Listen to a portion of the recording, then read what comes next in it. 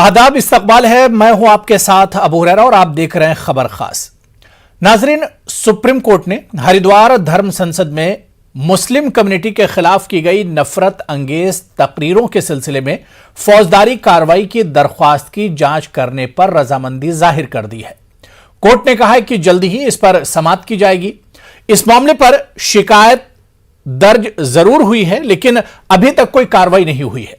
हरिद्वार के धर्म संसद में खुलेआम फिरकावाराना नफरत फैलाने की कोशिश की गई थी। धर्म संसद के स्टेज से समाज में नफरत का जहर घोला गया। इस धर्म संसद पर मुल्क के सेकुलर और गंगा जमनी तहजीब और आपसी भाईचारे पर यकीन रखने वालों में बेचैनी है, लेकिन अब सुप्रीम कोर्ट की समाअत की यकीन दहानी के बाद एक उम्मीद जगी है। आज इसी पर हम बात करेंगे। बहुत खास मेहमान मेरे साथ जुड़ रहे हैं।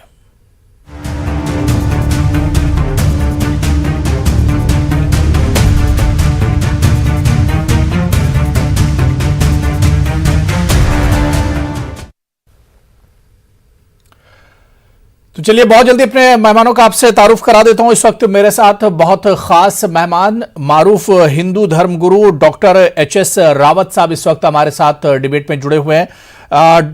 एच.एस. रावत साहब, आपका बहुत इस्तकबाल है न्यूज़ 18 उर्दू में।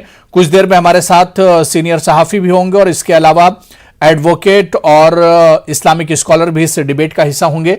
मैं रावत साहब सबसे पहले आपसे ही शुरुआत करना चाहूंगा। रावत साहब, हमने देखा कि इस हरिद्वार धर्म संसद को लेकर काफी ज्यादा हंगामा हुआ था और इस जो बातें कही गई थी, जिस तरह का जहर घोलने की बातें की गई थी और जिस तरह की हेट स्पीचेस इस धर्म संसद में हुई थी, और इसे लेकर काफी हंगामा भी किया गया था, लेकिन इस पर कोई कार्रवाई के नाम पर कुछ नहीं हुआ। एफआईआर जरूर रावत साहब दर्ज हुई, लेकिन हमने देखा कि आज तक कोई गिरफ्तारी नहीं हुई। सोशल मीडिया पर आप देख लीजिए कि इसके वीडियो वायरल हो रहे थे, वहां के फोटो वायरल हो रहे थे, कौन कौन लोग थे, किसने क्या कुछ कहा, लेकिन कार्रवाई के नाम पर सिर्फ एफआईआर हुई, कोई गिरफ्तारी नहीं हुई।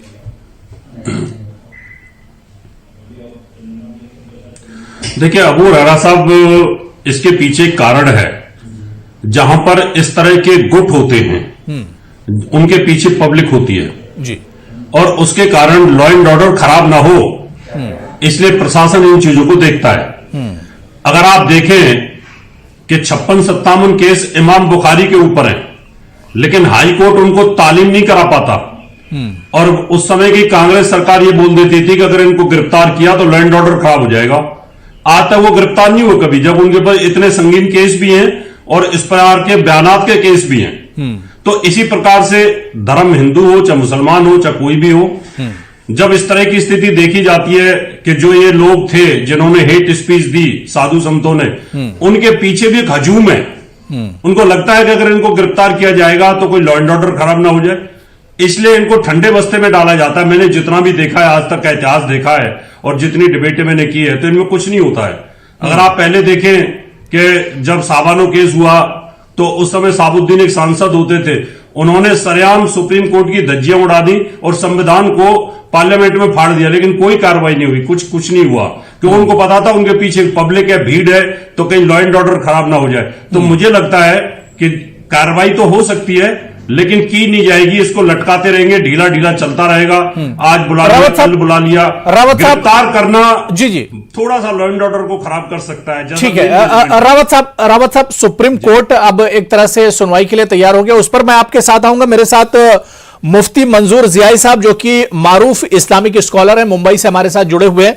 मुफ्ती मंजूर जियाई साहब, आपका भी सर बहुत इस्तकबाल है न्यूज़ 18 उर्दू में। मैं रावत साहब ये कह रहा था, रावत साहब आपने एक बात कही कि लॉ एंड ऑर्डर को देखते हुए कोई कार्रवाई नहीं की जाती है जब इस तरह के केसेस होते हैं या इस तरह के लोग इसमें शामिल होते हैं, लेकिन अब सुप्रीम कोर्ट ने कह दिया है कि वो बहुत जल्दी इस पर सुनवाई करने वाला है।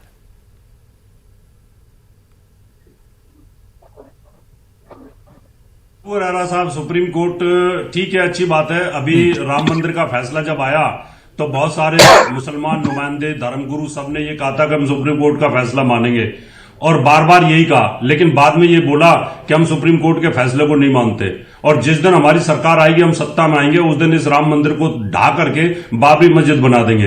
तो सुप्रीम कोर्ट ने कोई संज्ञान नहीं लिया और वहां कुछ एक्शन भी नहीं किया गया। तो ये इस तरह के जो बयानात होते हैं उन बयानों में अबू हुरैरा साहब ढील बरतता है प्रशासन के खामा खा के दंगे फसाद ना हो जाए और कोई इस तरह की बातें ना हो, लेकिन इतना शिकंजा जरूर कसता है कि आगे से इस तरह की गलती ना करें, इस तरह की हेट स्पीच ना दें। ये दोनों ही तरफ के जो फरीद होते हैं उनको बताया जाता है कि ऐसा आगे नहीं होना चाहिए। अगर होगा तो निश्चित तौर पर कहीं ना कहीं इस तरह के उपद्रव होने की संभावनाएं हो जाती हैं, आगजनी की घटनाएं हो जाती हैं। पहले भी इस तरह के केसेस बहुत देखे, बंगाल में भी देखे, बिहार में भी देखे, उत्तर प्रदेश में भी देखने को मिलते हैं। तो मुझे लगता है सुप्रीम कोर्ट इसमें कार्रवाई तो करेंगे, लेकिन वो कार्रवाई ढीली रहने वाली है। आपकी नजर में सुप्रीम कोर्ट की सुनवाई के बाद भी, सुप्रीम कोर्ट की कार्रवाई के बाद भी कोई बहुत ज्यादा फर्क नहीं पड़ने वाला इस पर? जी बिल्कुल, सुप्रीम कोर्ट अगर एक्शन लेते हैं, उनको बोलते हैं कि चलो जेल में डाल दे, जेल में भी डाल देंगे। डालने के बाद क्या होगा? कमलेश तिवारी को जेल में डाल दिया गया था, रासुका लगा दी गई थी, लाखों लोग हंगामे पे खड़े हो गए थे, लॉ एंड ऑर्डर खराब हुआ। तो वहां पर बाद में फिर उस लॉ एंड ऑर्डर को मेंटेन करने के लिए उनको गिरफ्तार तो कर लिया, लेकिन अंत में हुआ क्या? तो इस प्रकार के जो केसेज होते हैं जहां दोनों जो गुट होते हैं, जो धर्म के जो लोग होते हैं, अभी आप 47 की बात करें, लाखों आदमी पाकिस्तानी मारे गए, लाखों हिंदुस्तानी मारे गए, क्या हुआ? कुछ भी नहीं हुआ। इस तरह के जो उपद्रव होते हैं उनमें मैंने देखा है कि धीरे धीरे कोर्ट भी इनको कुछ कर नहीं पाती है और इसमें प्रूफ हो नहीं पाते हैं। तो इस वजह से मुझे लगता है कहीं ना कहीं जैसे इमाम बुखारी साहब का अभी तक अरेस्ट गिरफ्तारी नहीं हुई है, उसी प्रकार से इनका भी होगा, ढीला हो जाएगा। ठीक है, मेरे साथ एक और बहुत खास मेहमान है, एडवोकेट अश्विनी दुबे साहब, जो कि सुप्रीम कोर्ट के एडवोकेट हैं, वो भी डिबेट में जुड़ चुके हैं। अश्विनी दुबे सर, आपका भी बहुत इस्तकबाल है न्यूज 18 उर्दू में। मैं मुफ्ती मंजूर जियाई साहब आपके पास आना चाहूंगा। मुफ्ती मंजूर जियाई साहब, खुलेआम हरिद्वार में धर्म संसद में जिस तरह के नफरत का जहर घोला गया, उस पर अभी तक कोई कार्रवाई नहीं हुई। हालांकि अब सुप्रीम कोर्ट तैयार हो गया कि बहुत जल्द इस पर हम सुनवाई करेंगे। क्या उम्मीद आपको लगती है कि सुप्रीम कोर्ट में मामला जाने के बाद अब दूध का दूध और पानी का पानी होगा? जो गुनहगार हैं, जो समाज को तोड़ने की कोशिश कर रहे हैं, जो समाज में नफरत फैलाना चाहते हैं, उन पर सख्त कदम उठाए जाएंगे? अबू हुरैरा साहब, बहुत सेंसिटिव इश्यूज को आपने हाइड करने की कोशिश की है और लोगों के सामने लाया है। ये असल मुद्दा ये है कि जिसकी लाठी उसकी भैंस के मुतरादिफ हो गया है। रावत साहब ने इस बात को बहुत लवाजे लफ्जों में कह दिया है कि भाई कुछ नहीं होना है, वो उसके पीछे मॉब है, उसके पीछे लोग हैं। तो रूल ऑफ लॉ कहां गया? रूल ऑफ लॉ जिसे कहते हैं, कानून जो मुल्क का है, हिंदुस्तानी कानून जिसे कहते हैं, आईपीसी की धाराएं जिसे कहते हैं, यानी आप पूरे हिंदुस्तान के जुडिशनल पावर को और साथ ही साथ पुलिस के पावर को आपने धड़ल्ले से सबके सामने बेबाक तरीके से खत्म कर दिया। यानी इसकी कोई हैसियत ही नहीं रह गई है। यानी कि इस मुल्क में कानून की कोई चाराजोई नहीं है, कानून की कोई अहमियत नहीं है, कानून की कोई वक़्त नहीं है। इस तरीके से रावत साहब ने वाज़ेह लफ्जों में कह दिया कि भाई कानून की कोई वक़्त नहीं है, पुलिस की कोई वक़्त नहीं है, पावर की कोई पावर है तो सिर्फ मॉब की है। तो अगर इस तरीके से पावर ऑफ इमाम बुखारी साहब के पास में, इमाम बुखारी साहब के पास में 56-57 मुकदमे इमाम बुखारी के पास में, और कांग्रेस सरकार ने यह बोल दिया कि हम उनको जो वारंट है या सम्मान तालीम नहीं करा सकते, उनको अरेस्ट नहीं कर सकते। हाई कोर्ट में रिटर्न में दिया क्योंकि वहां दंगे फसाद हो जाएंगे, सेंसिटिव इशू है। जब इमाम बुखारी को अरेस्ट नहीं कर सके आज तक, तो लॉ एंड ऑर्डर और आईपीसी वहां कहां चली जाती है? सारी आईपीसी लॉ एंड ऑर्डर हिंदुओं के ऊपर ही आएगा क्या?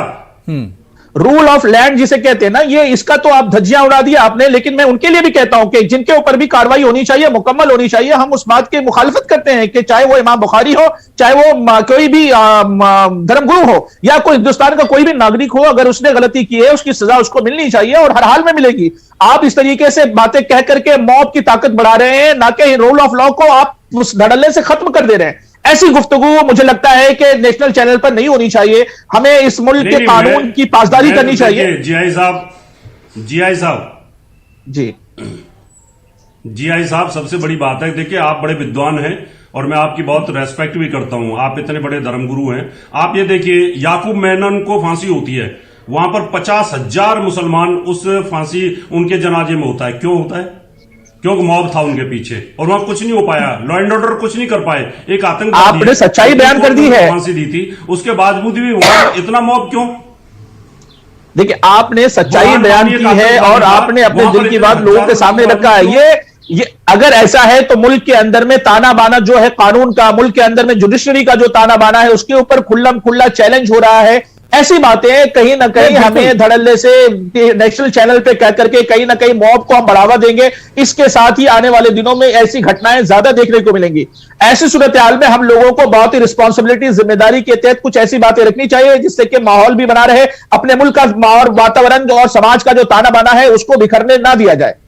नहीं, बिल्कुल मुफ्ती मंजूर ज़ैद साहब, बहुत अच्छी बात आपने कही कि फिर कानून की बालादस्ती का क्या होगा अगर इस तरह से खुलेआम जहर घोला जाएगा समाज में। अदालतों का क्या होगा, हमारी जो पुलिस है उसका क्या होगा, हमारी जो एजेंसियां हैं, लॉ एंड ऑर्डर है, और सबसे अहम जो बात मुफ्ती मंजूर ज़ियाई साहब ने कही कि कानून की बालादस्ती, रूल ऑफ लॉ, फिर इसकी क्या अहमियत रह जाएगी अगर इसी तरह से समाज में जो उठेगा, जिसकी ताकत होगी और जो उठेगा वो जहर घोलेगा। मैं एडवोकेट अश्विनी दुबे जी आपके पास आना चाहूंगा। अश्विनी दुबे जी, हरिद्वार धर्म संसद में हमने देखा कि तकरीबन 20-25 दिन गुजर गए, 1 महीना होने को है, लेकिन उस पर कार्रवाई के नाम पर सिर्फ एफआईआर हुई, अभी तक कोई गिरफ्तारी नहीं हुई है, कोई कार्रवाई इस तरह की नहीं हुई है। लेकिन सुप्रीम कोर्ट में अब यह मामला पहुंचा, सुप्रीम कोर्ट ने कहा है कि हम इस मामले को देखेंगे और जल्दी इस पर समाप्त करेंगे। क्या कुछ हो सकता है आगे इस पर सुप्रीम कोर्ट में? निश्चित तौर पर अबू भाई, supreme court custodian of the constitution है और इस देश का टॉप कोर्ट है। और सुप्रीम कोर्ट किसी मामले की अगर सुनवाई कर रहा है तो निश्चित तौर पर सुप्रीम कोर्ट कॉग्निटिव ऑफेंस और जिसमें अरेस्ट के प्रोविजंस हैं उस पर एक्शन होगा। मैं इससे एक और स्टेप आगे की बात कर रहा हूं। अभी मैं अपने दोनों धर्म को, हमारे जो मुस्लिम स्कॉलर मित्र हैं उनकी भी बात सुन रहा था, आदरणीय रावत जी की भी बात सुन रहा था। बात यहां पर आपने डिस्कशन रखा है हेट स्पीच को, लेकिन ये दोनों जो महानुभाव, जो श्रीमान जी अभी लड़ने के बजाय डिबेट को जो डिरेल करने लगे। मैं एक बात ये कहता हूं कि विश्वनाथन समिति 2019 में आई, हम रूट कॉज की बात करें हेट स्पीच की, अभी जो प्रावधान है, अभी के प्रावधान उतने मुकम्मल, उतने तर्कसंगत नहीं, क्योंकि अंग्रेजों ने अपने हिसाब से इस कानून को बनाया था। देश हमारा एक विशाल आबादी वाला देश है और हेट स्पीच जैसे विषयों से निपटना एक जटिल मुद्दा बन जाता है। क्यों? क्योंकि जो freedom of speech and expression है और हेट स्पीच है, उसके बीच में जो अंतर करना मुश्किल हो रहा है। तो कॉन्स्टिट्यूशन का जो 19(1) है, जो फ्रीडम ऑफ एक्सप्रेशन की बात करता है, उसी की दुहाई देकर के इस तरह की जब गतिविधियां होती हैं, जब कोई भी किसी भी तरह की नफरती बात करता है जिससे समाज में समुदाय दुश्मनी पैदा होती है और वो जानबूझकर या दुर्भावनापूर्ण इरादे से किया जाता है, इसको डिस्टिंग्विश करते हुए कानून को और तर्कसंगत और कानून को और मुकम्मल बनाने की जरूरत है। 2 सिफारिशें इसमें आई जिस पर बात नहीं हुई। एक सिफारिश आई बेजबरुआ समिति 2014 में, जिसमें उन्होंने कहा कि आईपीसी की धारा 153C जो मानव गरिमा के लिए हानिकारक कृत्यों को बढ़ावा देने या बढ़ावा देने के प्रयास करने की बात करें, उसको संशोधन कर 5 वर्ष की सजा या जुर्माना, और जो 509 है आईपीसी का, उसमें शब्द, इशारा या कार्य किसी विशेष जाति या धर्म के सदस्य का अपमान करने का इरादा, उसको संशोधन कर 3 वर्ष की सजा दी जाए। यह मामला भी पाइपलाइन में। दूसरा, जो विश्वनाथन समिति आई 2019 में, उसमें कहा गया कि धर्म, नस्ल, जाति, समुदाय, लिंग, लैंगिक पहचान, यौन जन्म स्थान, निवास, भाषा, विकलांगता, जनजाति के आधार पर, धर्म के आधार पर अपराध करने के लिए उकसाने हेतु आईपीसी की धारा 153C, B और 505A का प्रस्ताव रखा और 2 वर्ष तक की सजा का प्रावधान रखा। और उसके अलावा लॉ कमीशन की 276वीं रिकमेंडेशन आई, परंतु आज तक उस पर कार्यवाही नहीं हुई। नतीजा, दुश्मनी और नफरत पैदा करने वाले जो कृत्य हैं वो लगातार चल रहे हैं। क्योंकि क्या जरूरत है, हमें डिस्टिंग्विश करने की जरूरत है। डिस्टिंग्विश क्या करने की जरूरत है कि ये आप अगर किसी मंच पर करते हैं तो ये आपके फ्रीडम ऑफ स्पीच और एक्सप्रेशन इतना ही आएगा। एडवोकेट अश्विनी जी, एक चीज मैं और समझना चाह रहा हूं कि जिस हरिद्वार धर्म संसद को लेकर सुप्रीम कोर्ट में एक पक्ष पहुंचा है, उसमें सारी चीजें दिन के उजाले में हुई, सारी चीजें सोशल मीडिया पर हैं, सारे वीडियो वायरल हो रहे हैं, सारे फोटोज हैं, कौन कौन लोग थे। तो क्या ऐसे में भी कोई फैसला करने में या ऐसे में भी गुनहगार को पहचानने में क्या परेशानी हो सकती है? नहीं, देखिए, ये काम पुलिस का है। बड़े आदर और सम्मान के साथ मैं कहना चाहूंगा, लॉ एंड ऑर्डर को रिस्टोर करने की, लॉ एंड ऑर्डर को मेंटेन करने की और लॉ एंड ऑर्डर की स्मूथ फंक्शनिंग की जिम्मेवारी एग्जीक्यूटिव की होती है, पुलिस की होती है। अब किसी भी क्रिमिनल केस में 3 स्टेजेस होती हैं। सस्पेक्ट की स्टेज होती है, एक्यूज की स्टेज होती है, कन्विक्ट की स्टेज होती है। पुलिस को के पास जैसे ही प्राथमिकी आती है, पुलिस की जिम्मेदारी बनती है, और सुप्रीम कोर्ट ने भी समय समय पर कहा है, पुलिस की जिम्मेदारी बनती है कि पुलिस तुरंत उसमें एफआईआर दर्ज करे। एफआईआर करने में अगर देरी हुई तो एफआईआर करने में जो दोषी पुलिस वाले हैं, वहां के जो एसएसपी हैं या वहां के जो एसएचओ हैं, उनके खिलाफ कार्रवाई होनी चाहिए, नंबर 1। नंबर 2, जो स्पीच है वो क्या स्पीच हमारे देश की जो अभी व्यवस्था है जिसमें हेट स्पीच के इंग्रेडिएंट्स हैं वो मीट आउट होते हैं, तो जो भी स्पीकर हैं उन स्पीकर के अगेंस्ट उस पर कार्रवाई होनी चाहिए, निश्चित तौर पर होनी चाहिए। तीसरा, यह डिस्टिंग्विश करना चाहिए कि जितने लोग बैठे थे उस धर्म संसद में, क्या सभी लोग उसके पार्ट थे या कुछ लोगों ने कानून का दुरुपयोग किया, इसको डिस्टिंग्विश करके कानून के सामने लाना। लेकिन मैं एक बात बड़े आदर के साथ कहना चाहूंगा, सुप्रीम कोर्ट ने ऑलरेडी अग्री किया इस बात को सुनने के लिए, तो इस पर कार्रवाई होगी। परंतु फिर मैं आपके टीवी चैनल के माध्यम से और आपके साथ रावत जी जैसे और हमारे मित्र जो मुस्लिम स्कॉलर बैठे, उनके जैसे धर्मगुरु बैठे हैं, उनके सामने मैं ये बात कहना चाहूंगा कि हमें रूट कॉज की तरफ काम करने की जरूरत है। ठीक है, मेरे साथ डिबेट में एक और खास मेहमान कुर्बान अली साहब, सीनियर जर्नलिस्ट भी हैं और अर्जी गुजार हैं इस पूरे मामले में, वो भी मेरे साथ डिबेट में जुड़ चुके हैं। कुर्बान अली साहब, सर आपका बहुत इस्तकबाल है न्यूज़ 18 उर्दू में। मेरी आवाज सर आप तक आ रही है?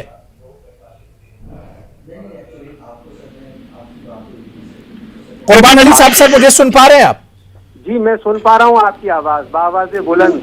जी कुर्बान अली साहब, सर आपका बहुत इस्तकबाल है। क्या जो कुछ हरिद्वार में हुआ था उस पूरे मामले को लेकर कि समाज को तोड़ने की कोशिश की गई, उस पूरे मामले को लेकर आप लोग सुप्रीम कोर्ट पहुंचे और सुप्रीम कोर्ट समाअत के लिए तैयार हो गया, क्या एक उम्मीद अभी भी है? क्योंकि पूरा यह मामला सामने आने के बाद कार्रवाई के नाम पर कुछ नहीं हुआ, एफआईआर हुई लेकिन गुनहगार पकड़े नहीं गए, कसूरवार। अबू हुरैरा साहब, अभी भी क्यों आपने इस्तेमाल किया? अभी तो बात शुरू हुई है और कल ही हमारा पिटीशन एक्सेप्ट हुआ है और अर्जेंट हियरिंग भी एक्सेप्ट हुआ है।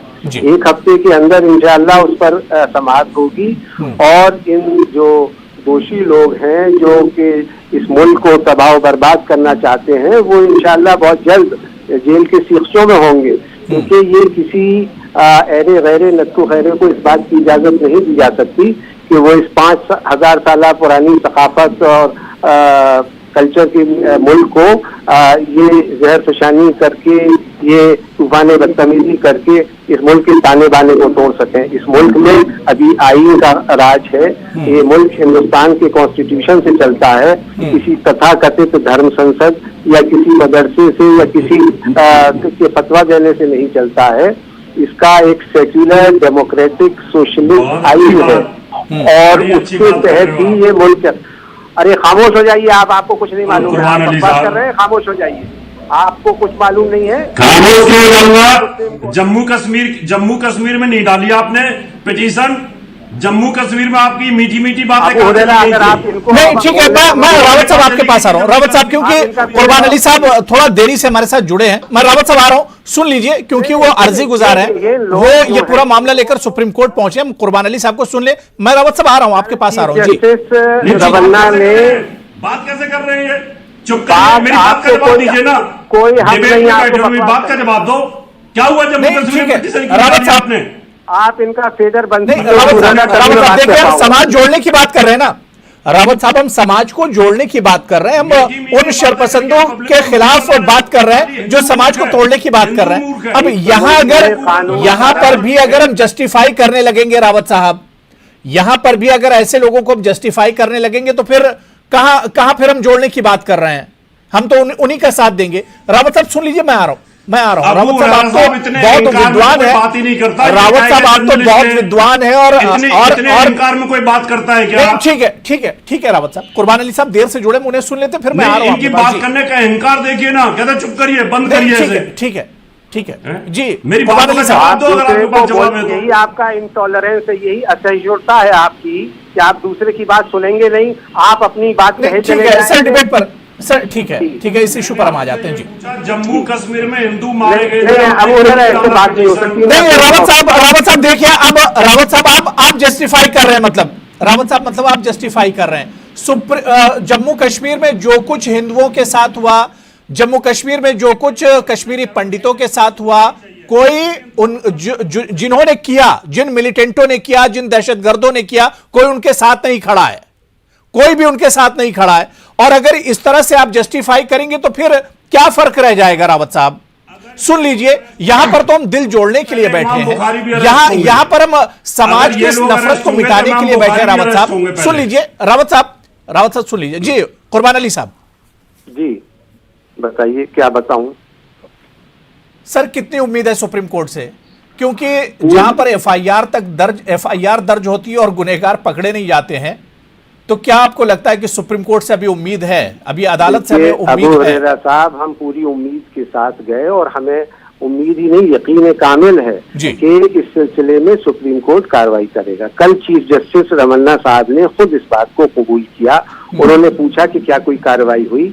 हमारे वकील कपिल सिब्बल साहब, जो मुल्क के साबिक लॉ मिनिस्टर हैं और मेंबर पार्लियामेंट हैं और सुप्रीम कोर्ट के सीनियर वकील हैं, वो पेश हुए और उन्होंने कहा कि सिर्फ महज एफआईआर दर्ज की गई है, अभी इस मामले में कोई गिरफ्तारी नहीं की गई। इस सो कॉल्ड धर्म संसद में बात की गई नरसंहार की, जेनोसाइड की, नस्ल कुशी की, और नस्ल कुशी का जो मामला है वो इंटरनेशनल जिनेवा कन्वेंशन के तहत, यूनाइटेड नेशन के कवानीन के तहत ये ऐसा कानून है कि इस पर हिंदुस्तान की हुकूमत ने साइन किया हुआ है, वो बाउंड है इस पे कार्रवाई करने के लिए। तो मैं ये अर्ज करना चाह रहा था कि हमें पूरी उम्मीद है अदलिया से भी, और इसके अलावा जो एग्जीक्यूटिव है वो जाहिर है कि सुप्रीम कोर्ट की हुक्म-उदूली नहीं कर पाएगी। एक हफ्ते के अंदर सख्त से सख्त कार्रवाई होगी और ये जो मुजरिम हैं, नफरत फैलाने वाले, समाज को तोड़ने वाले, ये जेल के अंदर होंगे। इन लोगों ने ये समझ रखा है कि ये मुल्क किसी की जागीर है और जब जो चाहे वो आदमी कोई भी किसी भी तरह की वाहियात बातें करके इस मुल्क के आइन को ठेंगा दिखाते हुए वो सब कुछ कर ले जाएगा। लेकिन ऐसा नहीं है, अभी आइन की बालादस्ती बरकरार है, पार्लियामेंट है, बिल्कुल। सुप्रीम मुफ्ती कोर्ट है। मंजूर जियाई साहब, आप कुछ कहना चाह रहे हैं? रावत साहब, उसके बाद मैं आ रहा हूं आपके पास। जी, मुफ्ती मंजूर जियाई जी। बहुत साफ लफ्जों में अबू हुरैरा साहब कह रहा हूं कि कुछ कथाकथित जो के नाम के स्वामी बने हुए लोग हैं, इन लोगों ने जिस तरीके से जेनोसाइड की बात की है और नस्ल कुशी की बात की है, हिंदुस्तान कभी भी ऐसी चीजों को एक्सेप्ट नहीं करता है, सिवाय चंद एक लोगों के या फिर उनके कुछ चंद एक हिमायतियों के। मैं समझता हूं कि पूरे हिंदुस्तान के अंदर में जिस तरीके की फिजा बनाने की कोशिश की गई है, कहीं ना कहीं ये फिजा कभी भी कामयाब नहीं हो सकती है। सख्त एक्शन होगा और इसकी उम्मीद हम सबको है। लेकिन जो कथाकथित लोग इस तरीके की हरकतें करते हैं, उन्हें समझ लेना चाहिए कि मुल्क के अंदर में अभी भी कानून का राज है और कानून का राज ही चलेगा। इनका राज कभी नहीं चल सकता। जो लोग इस तरीके की कोशिश करते हैं कि हम एक नस्ल को खत्म कर देंगे या एक समुदाय के लोगों को इस दुनिया से या इस मुल्क से हटा देंगे, ये उनका खाम ख्याल है और इस खाम ख्याले से उन्हें बाहर आ जाना चाहिए कि जिस तरीके की नौबतें उनके साथ हैं वो सिर्फ कथाकथित लोग हैं और उनके सपोर्टर भी कथाकथित हैं। इन्हें कोई हैसियत नहीं है, कोई वक्त नहीं है। वक्त अगर है तो हमारे मुल्क हिंदुस्तान की है, अगर वक्त है तो हमारे इस कानून की है, उस कॉन्स्टिट्यूशन की है जो हमें बाबा साहब अम्बेडकर ने इस मुल्क को दिया है। तो हमें इस पर यकीन और भरोसा रखना चाहिए। नहीं, बिल्कुल। रावत साहब, मैं अब आपके पास आऊंगा। रावत साहब, मुल्क में हम हमेशा प्यार, मोहब्बत और आपसी भाईचारे की बात करते हैं, सत्यमेव जयते के नारे हम यहां पर हमेशा लगाते रहे हैं। लेकिन अब देखिए कि नारों के वो अल्फाज ही बदल गए हैं। यहां पर तो तोड़ने की बात की जा रही, नस्ल कुशी की बात की जा रही। रावत साहब,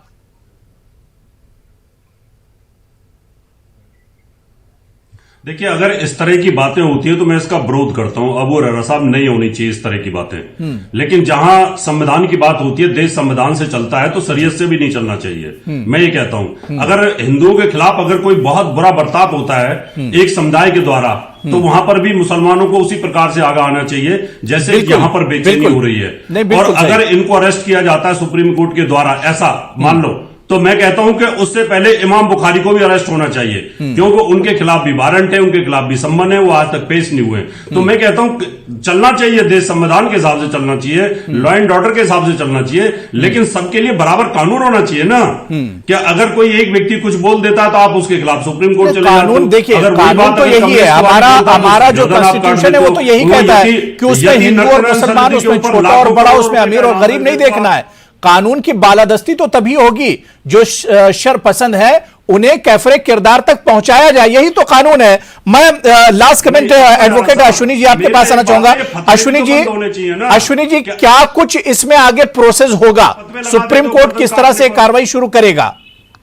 देखिए, सुप्रीम कोर्ट अपने आर्टिकल 32 की जुरिस्डिक्शन को, जैसे आपने देखा होगा कि लखीमपुर खीरी के केस में और तमाम, अभी अगर हम देखें प्राइम मिनिस्टर का जो सिक्योरिटी बीच हुआ, तो सुप्रीम कोर्ट ने जो कॉन्स्टिट्यूशनल राइट्स थे उसमें या तो सुप्रीम कोर्ट अपने एक कमेटी का गठन करके कि एक टाइम बाउंड मैनर में उसमें इन्वेस्टिगेशन हो, पहला ये कर सकते हैं। दूसरा, वहां के जो एग्जीक्यूटिव हेड है वो एग्जीक्यूटिव हेड को डायरेक्शन कर सकते हैं कि आप इसमें इन्वेस्टिगेशन करके जो प्रिपरेटर्स ऑफ क्राइम अगर हैं तो जिनके खिलाफ जो एविडेंसेस है उनको अरेस्ट करिए और लॉजिकल एंड पर लेकर जाइए। तीसरा, या सुप्रीम कोर्ट किसी रिटायर्ड हाईकोर्ट जज की एक कमेटी बना सकते हैं या कोई और विशेष कमेटी बना करके जो इन्वेस्टिगेशन है उसको सुपरवाइज कर सकते हैं। क्या होता है कि जिस किसी मामले में ऐसा लगता है कि फेयर, इंपार्शियल और अनबायस्ड इंक्वायरी नहीं होगी, ऐसे मामलों में ही एक्सट्रीमली पॉलिटिकली अर्जेंट मैटर्स में ही सुप्रीम कोर्ट इंटरफेयर करता है। अब देखना यह है कि इसको supreme court extremely urgently matter मानते हुए अपनी कमेटी बनाता है, रिटायर्ड जज की कमेटी बनाता है या किसी ऑफिसर की कमेटी बनाता है या वहां के एग्जीक्यूटिव हेड को डायरेक्शन देता है कि आप इसमें चार्जशीट फाइल करिए, ताकि जो प्रिपरेटर्स ऑफ क्राइम है, जो एफआईआर दर्ज हुई है, उनको लॉजिकल एंड पे लिया जा सके। नहीं, बिल्कुल जाहिर सी बात है कि बड़ी संजीदगी से सुप्रीम कोर्ट ने इस मामले को लिया है। समाज को तोड़ने को लेकर जिस तरह के बयानबाजी और जिस तरह का जहर घोलने की बात की गई है, तो अब ये देखना बहुत अहम होगा कि कितनी जल्दी सुप्रीम कोर्ट इस पर समाअत करता है और किस तरह की इसमें छानबीन होती है और किस तरह की तफ्तीश होती है और क्या कुछ निकल कर आता है। लेकिन जो बात तमाम पैनलिस्ट ने की कि नफरत की गुंजाइश समाज में नहीं होनी चाहिए और जो शरपसंद इस तरह की नफरत फैला रहे हैं उनको कैफरे किरदार तक पहुंचाने की जरूरत है। बहुत बहुत शुक्रिया एडवोकेट अश्विनी दुबे जी मेरे साथ जुड़ने के लिए, मुफ्ती मंजूर ज़ियाई साहब, डॉक्टर एचएस रावत साहब और कुर्बान अली साहब, सभी का बहुत बहुत शुक्रिया डिबेट में जुड़ने के लिए। आदाब।